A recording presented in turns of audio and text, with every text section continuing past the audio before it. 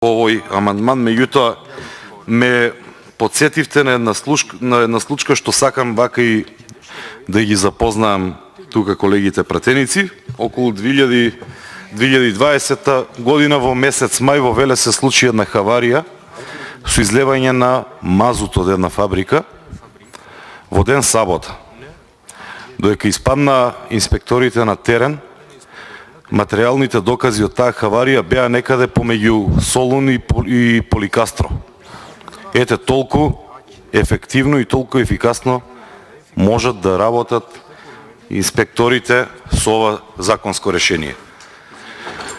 Немојте да се правдате дека сте немале пари или не знам какви требало да бидат надоместоците, затоа што имате доволно пари предвидено за нематеријални трошоци, имате доволно пари предвидено за договорни услуги, за набавка на нов мебел и така натаму. Секако инспекторатот не е корисник на буџетот во прва линија, така што тие самите можат да менаџираат со своите средства и да ги пренаменуваат кога сакаат. Ниту треба ребаланс ние тука да правиме за тие средства кои што се доделени, ниту треба некоја подолга процедура да се земе време за да можеме да бидеме поефективни. Едноставно е, пренаменете ги парите, пренаменете ги средствата од непродуктивните трошоци и во најмала рака воведете пасивно дежурство.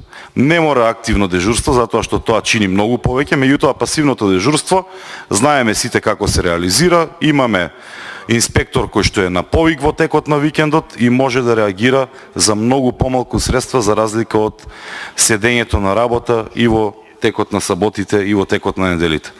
Едноставно е, затоа што за да го подобриме ова законско решение, треба да се има само желба и ништо повеќе.